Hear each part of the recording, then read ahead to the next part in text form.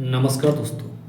आज हम बात करने वाले हैं एक बाइक टैक्सी सर्विसेज की, जिसने लोगों का सफ़र आसान कर दिया। कम खर्च, जल्दी सवारी तथा डेस्टिनेशन तक की सवारी दे करके। आज हम बात करने वाले हैं बाइक टैक्सी सर्विसेज रैपिडो के बारे में।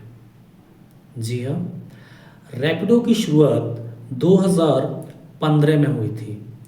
3 मित्रों ने इसकी शुरुआत की थी: गणेश गट्टुपल्ली, अरविंद सोनका एंड ऋषिकेश एसआर। इन तीनों मित्रों में एक खास बात थी कि ये तीनों मित्र इससे पहले ओला जैसी कैब जो सर्विसेज है उसमें काम कर चुके थे। इनको पता था कि एक जो कैब सर्विसेज है, एक जो टैक्सी सर्विसेज है, इसमें एक आम व्यक्ति को किन किन समस्याओं का सामना करना पड़ता है। इस बाइक टैक्सी का जो आइडिया था वो आया जब हाई ट्रैफिक का सामना करना पड़ता है, साथ ही साथ में ऑटो जो टैक्सी होती है उसका ज़्यादा खर्च, और तीसरी चीज़ थी कि लोगों को उनके डेस्टिनेशन तक ये नहीं पहुंचाती है। कोई भी अगर आप करते हैं तो वो आपको आपके लैंडमार्क तक छोड़ करके वापस आ जाती है, और ये समस्या ओला उबेर में बनी हुई थी। तो इन सभी समस्याओं का समाधान लेकर के इन तीनों मित्र लेकर आए एक रैपिडो बाइक टैक्सी, जिसने लोगों की इन सभी समस्याओं को समाधान कर दिया, जैसे कि कम खर्च, जल्दी सवारी और साथ ही साथ में डेस्टिनेशन तक पहुंचाना।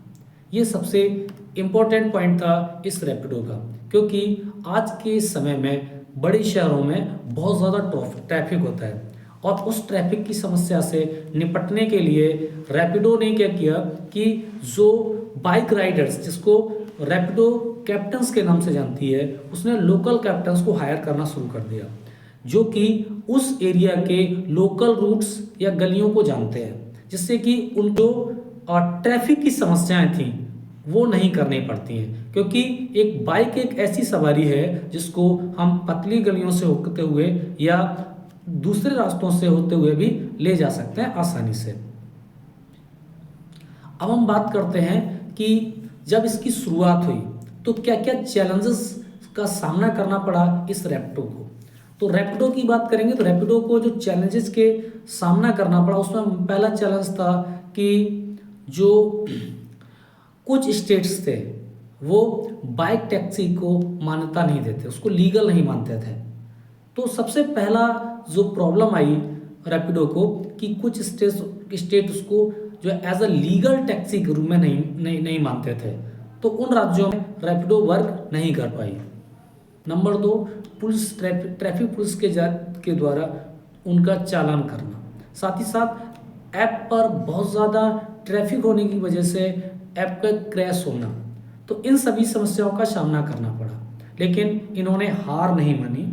इन्होंने अपने आप को बाकी चीज़ों में सुधार करते हुए, अपडेट करते हुए अपने आप को फिर से मार्केट में लेकर आए। इस बार इन्होंने लोकल कैप्टन्स को हायर किया जो उस एरिया से रिलेटेड होते थे, जिससे कि उनको रूट की कोई भी समस्याएं नहीं आती थी। अब बात करते हैं कि जो रैपिडो है उसका जो इनकम है वो कहाँ से आती है। जो भी बाइक राइडर्स होते हैं या फिर जिसे हम कैप्टन के नाम से जानते हैं, जो भी होते हैं, उनसे वो कमीशंस चार्ज करती है। साथ ही साथ में जो रैपिडो है वो कारपोरेट्स राइट्स और एड का भी प्रमोशंस करती है। तो यहाँ पे क्या हुआ कि जो रैपिडो जो थी उसने लोगों की समस्याओं का समाधान कर दिया, लो कॉस्ट ट्रैवल प्रोवाइड करा दी, ट्रैफिक फ्रेंडली बन गया और सिंपल ऐप यूजिंग हो गया। ऐप को इतना सिंपल बनाया कि एक आम आदमी भी कर सके, और इसने इंडियंस की प्रॉब्लम को सॉल्व किया। तो ये स्टोरी थी रैपिडो की सक्सेस की। तो आज हम किसी भी शहर में जाते हैं तो रैपिडो बाइक टैक्सी को बुक कर करके हम आसानी से अपने डेस्टिनेशंस तक पहुंच सकते हैं, जबकि इससे पहले ओला उबेर टैक्सी सर्विसेज इन सब चीज़ों को नहीं कर पाए थे। आपको जो मेरे द्वारा ये केस स्टडी ऑफ रैपिडो को जो बताया गया है, अगर आपको अच्छा लगा है तो कमेंट बॉक्स में जाके बताएं। मैं हर वीक में इस तरह की एक केस स्टडी को लेकर आऊँगा। और आपका प्यार और सपोर्ट अगर आपको मुझे मिलता रहा, ठीक है, तो मैं और भी इसी तरह के जो बिजनेस मॉडल्स हैं उन पे भी केस स्टडी लेके आता रहूँगा। धन्यवाद।